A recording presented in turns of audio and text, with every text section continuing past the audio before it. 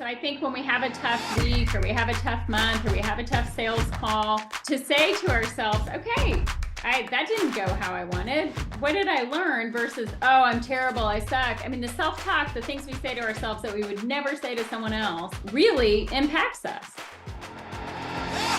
Welcome to the Inside Scoop for Outside Sales, the show that dives deep with industry leaders to get you actionable insights to help field sales professionals like you grow and achieve more. Here's your host, Trey Gibson. Hey everybody, this is Trey Gibson, CEO and founder of Spotio, and you're listening to the Inside Scoop on Outside Sales podcast. Today we are joined by Jamie Crosbie, the CEO and founder of ProActivate, a global sales talent acquisition firm. With over 25 years of experience, Jamie's an expert in sales leadership and recruitment. She's also authored 3 books, brings a wealth of knowledge to the table, and is a certified speaker of peak performance mindset system. From early days in traditional recruiting firms to her role as VP of sales at CareerBuilder, Jamie has made a significant impact on the industry, which is why I'm extremely excited to talk to her today. Welcome to the show, Jamie. Thank you so much, Trey. Great to be here. Yeah, excited to talk. You and I both know sales is tough. If you haven't broken down, then you certainly have had someone on your team that has, and field sales is even tougher. You know, you get all the added benefit of being by yourself out there, and many of our customers and field reps are commission only. So you got that added layer of stress. It's a situation ripe for burnout, and May is Mental Health Month. So I thought it'd be great to talk about how to spot and avoid team burnout in sales. So just to kick it off, what's been the worst sales job you've had? We've all had one. Oh my, I look back to starting in the talent recruitment space, and you asking that question vividly brings back the memory of just literally my first job in the staffing industry, being given a desk and a phone and like do the job. No training and just kind of go. Good luck. So I don't know if it was, it brought so many great things in my career. So I hate to say it was the worst job, but I remember this day being the worst experience in that my boss was sitting, we were in kind of the bullpen, and he was sitting right around the corner from me, and a client called and, asked for something. Again, like first day, no training. So I'm on the phone, and apparently I'm just, showing up and throwing up. I just keep talking because I don't know what to say, right? So I just keep talking. And he holds up, his ears turn bright red, and he holds up a sign that says, "Shut up." And I'm like, okay, this is not good. And I need training. So did he have that sign already printed? I'm curious, or was it like write it out? He wrote it, like rapidly, furiously wrote, "Shut up." And I thought, okay. Sounds like a heck of a situation. Yeah. So that was good training right there. Yeah. So have you personally experienced burnout in sales as a rep or a leader? Yes, absolutely. And I think probably more as a leader. The dirty secret I have is that I was in staffing and I led sales and operations. I was a producer on the operations side for a while, but quickly moved into leadership. So I never truly learned consultative sales until CareerBuilder, but I was a sales leader there and then became vice president of sales. So I really didn't experience the burnout as a salesperson as much as just a leader and even a company owner. You go through that when you own a company, when you're leading a team, when things are challenging. So absolutely, I've experienced it. So when you were a sales leader and you're trying to understand how your team is doing, are they experiencing symptoms of burnout or fatigue or whatever you want to call it? Like, how did you identify that? Well, a couple things. A lot of times, I think you see the burnout before you see the results. And as leaders, we often wait we often wait until the numbers have dropped and revenues being, or quotas being missed and things like that. But the indicators are there. The indicators are there with the activity, with the formula for success. So when, I think there's a couple things. You can see the activity levels decreasing, which will then lead to the decline. Yeah. But also, if you know your people, you can see it in their spirit, in their, just their demeanor. I really, as a leader, I can say even recently, I had a team member that runs our sales organization that I could tell felt, just pressure or defeated or burnt out or a little tired or, just those things. And I think when you know your people, you know that. And a lot of times they're just honest about it. Like, you just have a tough month and you feel frustrated or things aren't happening as quickly. And if you're listening to your people and you know them and you know their bigger why in terms of why they're really there and what matters to them, you can hear that. You can hear that and then you can talk about it and address it. Yeah. You mentioned something on know their bigger why. And, I think I earlier on in my career made the mistake of thinking everyone just wants a commission check. And while maybe that's, a big reason, but it's deeper than that. So how have you found that understand, how do you get in and understand that individual? We're all individuals. So how have you been successful getting that why? Well, I think that's so important. I love that question because what you just stated in terms of you think it's the commission check, that's usually a means to an end. And but as leaders, we're always talking about that and the commission and the quota, but not really what it is that is driving them. And so I do it by just talking about, number one, helping them set goals. And when they set goals, not just asking about the what and the how for each goal, but the why, teaching them that the why matters the most and that I want to understand their bigger why, because that's what I want to talk about. In our one-on-ones and things like that, it's most critical to talk about the why behind it. And so I'll ask, okay, yes, you obviously care about this job and you want this job, but to do what? Like, why do you want, what are your goals financially and why? Yeah. And so what you come to understand as you dig under the surface, and you almost think of it as a leader, like you're truly consulting and digging under the surface as if you were talking to a client, and they should be your number one client, right? And number one asset for sure. And so how do you dig under the surface? You ask a lot of questions. What's important to them? And ultimately you get to, for some people, it's to provide certain things for their family. For others, they have a dream of owning a home one day in, in the mountains or on the beach or whatever it is. But yes, the money is, they want to hit the quota, but really that's your why. They want something more, specific for their lives. So it's really important to know that a true leader helps individuals change the trajectory of their success, and the conversation of why is a step in that direction. And so you had mentioned something else interesting earlier, which was the formula for success. So I'm imagining that if I know the why, I know their why, then we could start working on some sort of, there's a path to getting to that why. Absolutely. Pull out of, that's how you can almost get out of burnout mode, right? It's like refocus back on that why, right? Yes, and the formula, right, that leads to it. And so when you're talking about it, it's like, you're not just talking about your missing quota, but okay, I know your goal, your bigger why, your reason for being here is this. And to do that, here's what you need to achieve. Here's what you said you need to achieve. So let's examine together the formula for success to do that. And then you hold, there's accountability to that formula for success. What are the metrics? What are the activities that lead to that?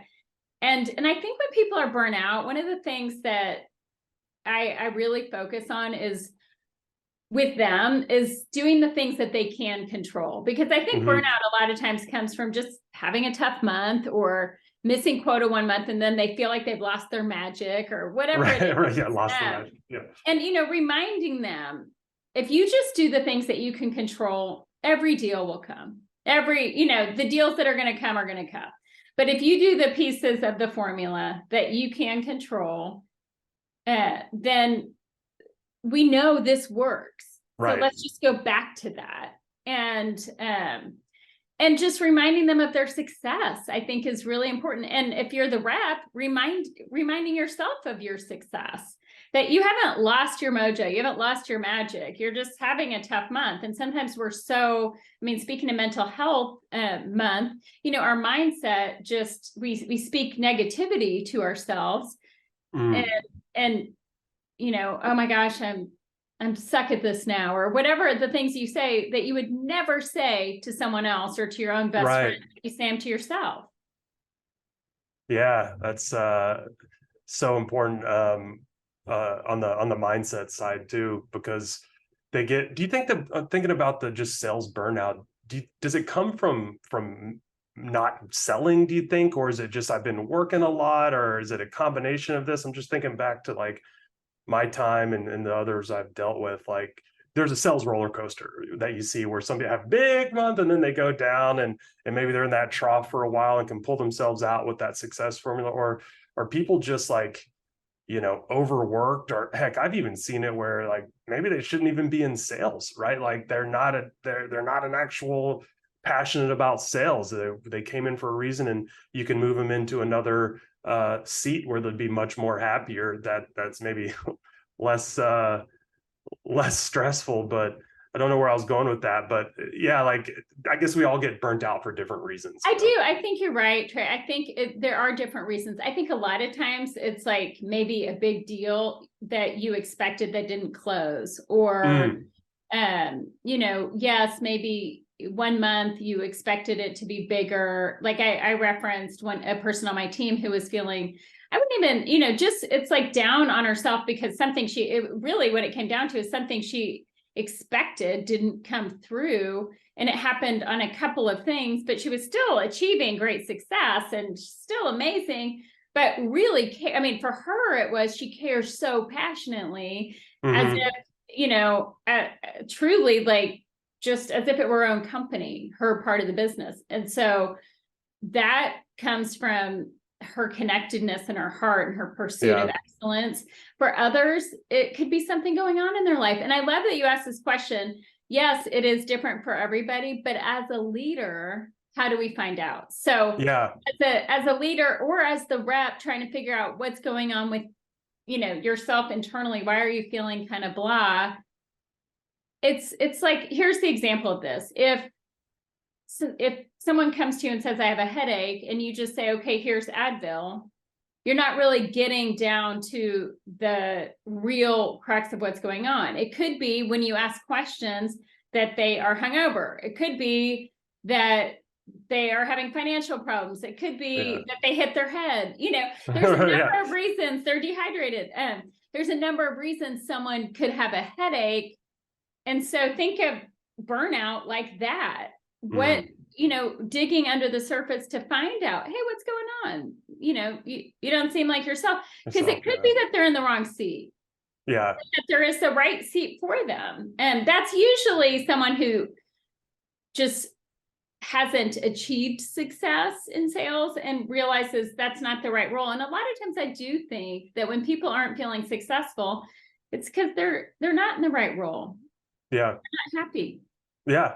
It's not for everybody. It's a high risk, high reward job, and there's nothing wrong with that. For sure. Yeah. Nothing wrong with that. And you also said like how your career went was like right into sales management. I've seen other people get burned out because they thought that's the way that they needed to go. That is what I must do, is go from a rep to a senior rep to a manager. And if I don't do that, that's not career progression. And that's a recipe for disaster. If you're just, that's where I'm going. You have to be passionate about leading people and doing what we're talking about, is understanding them individually. And, so you don't have to be a manager. You can get burned out that way too.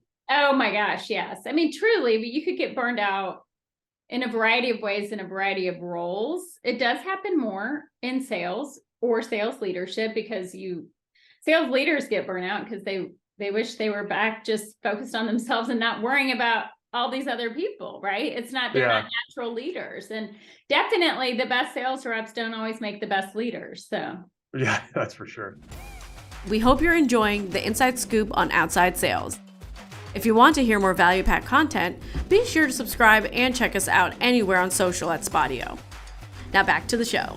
So we talked a little bit about how to spot burnout. Like if I'm a leader and I can see a team member that's not themselves, the activity's dropping, and I can address that and bring them back to the why. What about avoiding this altogether, if that's even possible? But like if I'm a seller out there, and you had mentioned like the formula for success, the mindset, like what's some things I can do to make sure that I keep on the right track?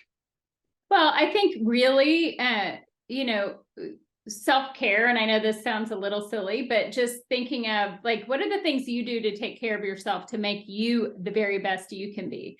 And that all ties into mindset. So, I mean, naturally, every day we all have 60,000 thoughts a day, and 80% of them, the National Science Foundation has found that 80% of them naturally flip to the negative without us realizing it. So, I mean, that's astounding, right? Like the quality of our thoughts. Sad. What's wrong with me? It's so sad, but I mean, I doubt that's true for you, and just knowing you.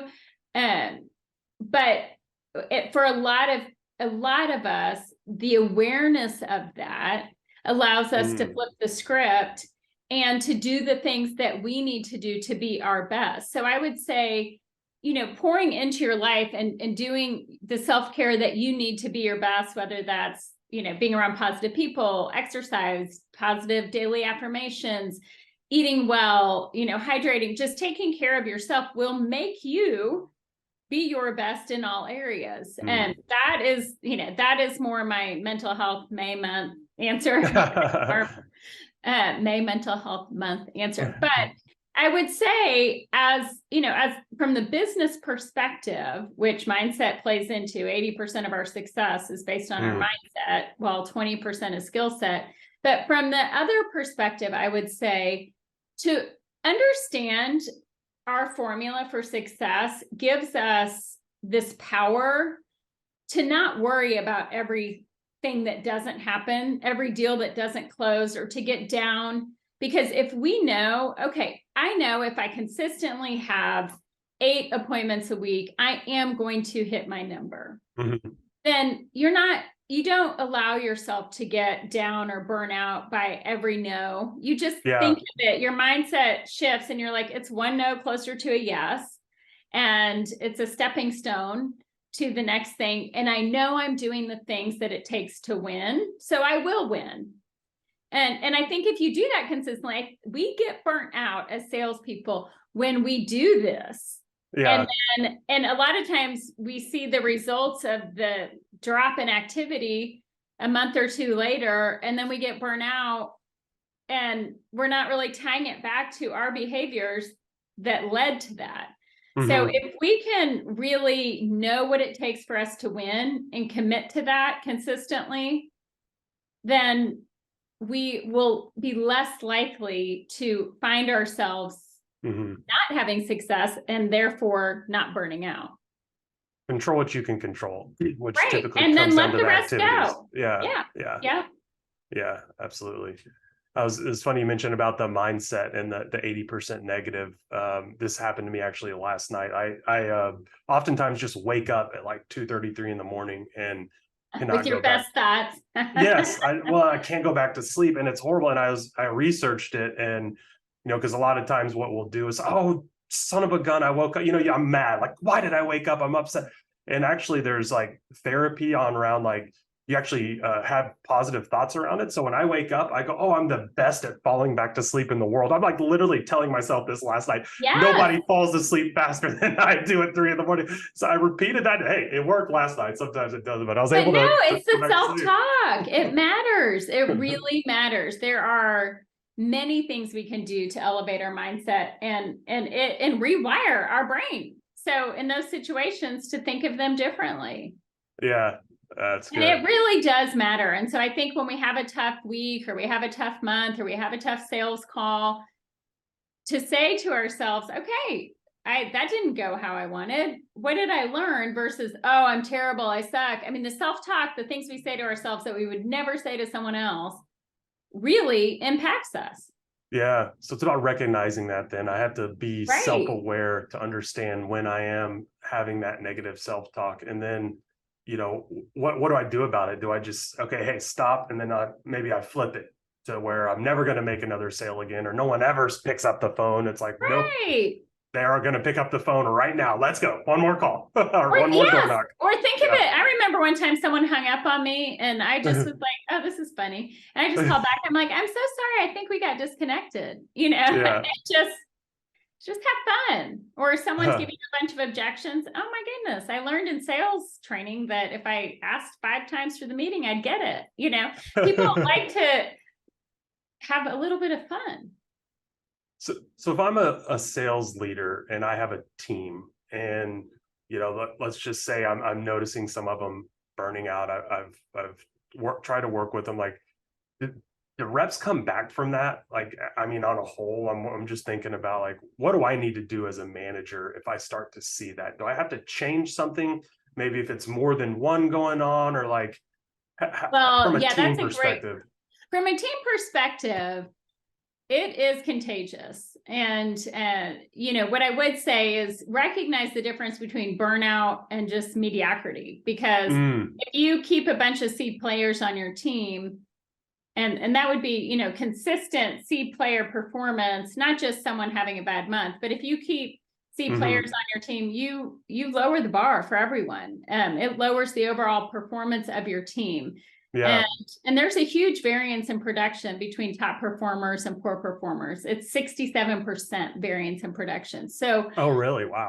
That matters. And so know the difference between burnout or just mediocrity. Do not accept mediocrity, because it tells your whole team that that's acceptable.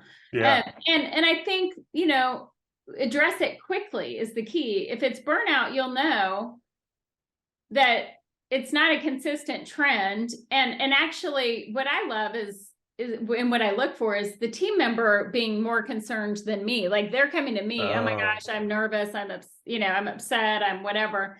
Not where they act like everything's fine and you're having to get them urgent. Because if you're having to get them urgent, that's a concern. And so if you address it quickly, like if you notice a top performer is not quite themselves, or they're not performing, or the trends are going down, just from a thoughtful perspective, from a heart level perspective, hey, Trey, what's going on? I can see you're not at your best. How are you feeling? What do you think's going on? And, don't wait till you have to put them on a plan. That's interesting. And so if I hear you correctly, the top reps you've worked with will actually be more forthcoming and like, hey, Jamie, like I'm not myself, or I'm struggling in this area, versus like just kind of continuing this downward slope. That's interesting.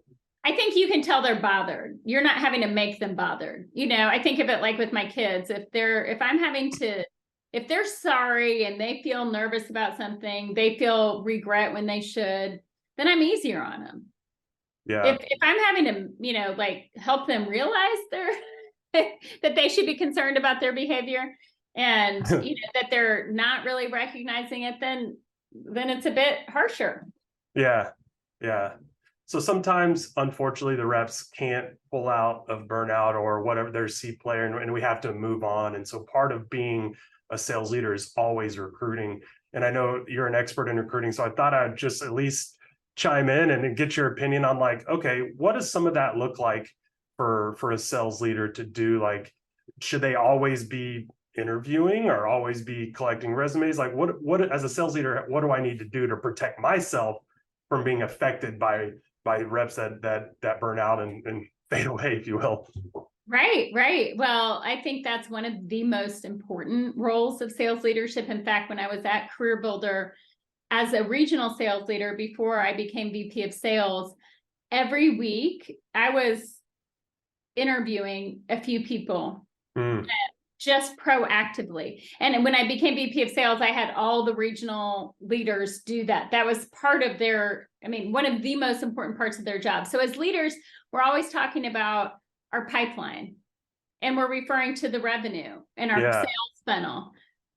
But our number one asset that leads to that is our people. And so I believe we need revenue insurance, so to speak. So yes, to your point, to always be interviewing top talent, not people out on the market that are looking necessarily, because that is such a limited number, like 3.4% right now, which typically is for a reason, but there are anomalies to that.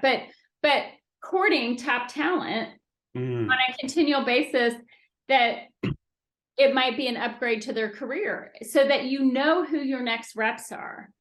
So that you don't hold on to C players, because what happens is, if we often believe the myth that bad breath is better than no breath. And so we just hold on to these C players. And then when we need to hire someone, we hire the wrong people because we're just more desperate. Yeah. Yeah. So quota. Yeah.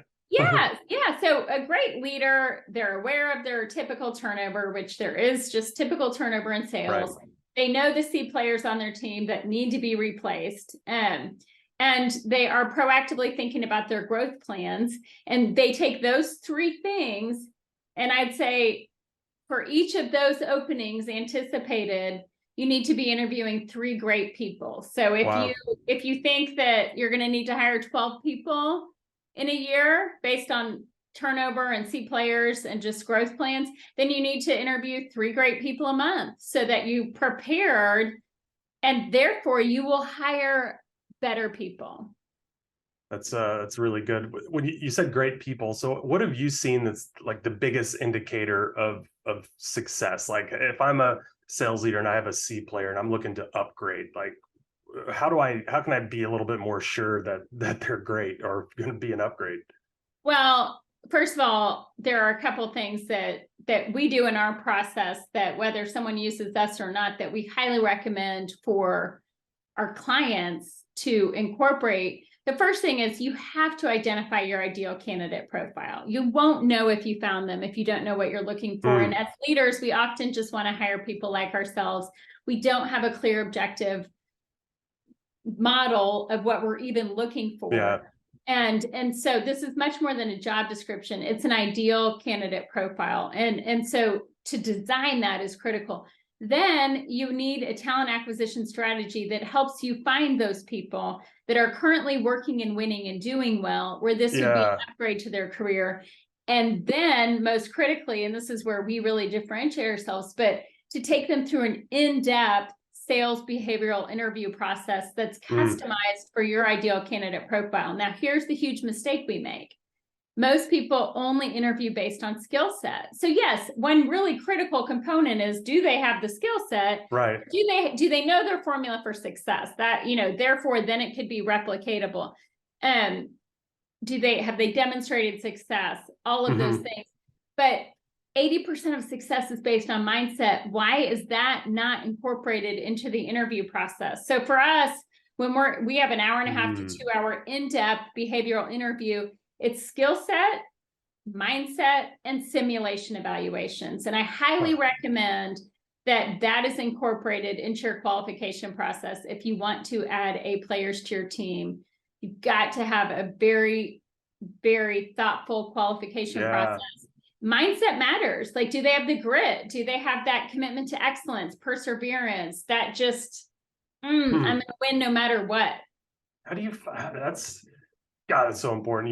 You brought up the stat 80% is mindset, and you're right. Like, I'm just thinking back to people, interviewed in the past, like that might not be at the forefront. If it's 80% of success, it should be a pretty big portion of our interview process. How would if I'm a sales leader out there and I want to just start incorporating that into my interview process or my process, what's a couple things that I could do just to get started? Well, first of all, the understanding the mindset components that are most important in this specific role. Your specific role is important. And then I would say just behavioral-based interviewing suggests that past performance indicates future performance. So understanding that, which is really just asking open-ended questions about past experiences. Maybe it's, you're trying to see, to understand perseverance, because that's really critical. Yeah. And so it's, tell me about one of the most challenging experiences of your career and how you handled that. So you're really asking some open-ended questions. That's not about sales skill set or how many appointments they do or who they call on, although you need to know that, but that's about perseverance or, just a time where you really were challenged and you felt that you might not make it either personally or professionally, and how you handled that. Or, just commitment to excellence. Like there are so many questions. So what we do is come up with mindset questions around the most important mindset components for that role. They're based on past experiences. They're open-ended, and you're asking really for real life examples. How do you, and just personally, how do you set goals in your life and hold yourself accountable? And that tells you a lot as well. So just, That's a good one. Yeah. Going back to that formula for success, one of the areas that we dig into during our interview process for our sales team is like, okay, at your current role, what's your process for being successful? Or how many meetings do you need a week or whatever, like dig into how do they understand if at the end of the month, quarter, year, whatever, they're going to hit their numbers. And surprisingly, a lot of people don't know. Like they do not know. And if they don't know, they're not going to be able to do it there. I mean, that's like running a marathon, getting your best time. And then someone says, how'd you do it? You're like, I have no idea. I just got lucky. Well, then you're probably not going to do it again. Yeah. Or you might, but you'll just have gotten lucky. So if you can't say, look, I had to run 5 times a week. I did 1 long run every week. I ate lean. I ate a lot of protein. I drank a lot of water. If you can't say, I have to do this many calls to get this many appointments, to get this many deals, then, and here's my ideal client profile, then you just kind of got lucky. You're right. Or didn't, and so we that's my most important skill set question, is them understanding the formula for their success. Well, we've covered a lot. We went from how to identify burnout, to get out of it, to as a leader, as a rep, and now backfilling your pipeline of great candidates. So we've covered a lot, Jamie. Thank you so much for sharing your knowledge and wisdom with us. If they want to contact you, learn more, work with you, what's the best method to do that? Sure. So feel free to connect on LinkedIn, or our website is proactivate.net. Feel free as well to call at 214-720-9922. Awesome. Thank you so much for your time, Jamie. Really appreciate it. It was super insightful, and I know everyone out there is going to find a lot of value, so I appreciate it. Thank you so much for having me. I enjoyed our conversation. Talk to you later. You've just listened to the Inside Scoop on Outside Sales Podcast with your host, Trey Gibson. Please feel free to leave us a review and subscribe to our channel so you can catch our next episode. Thank you for listening.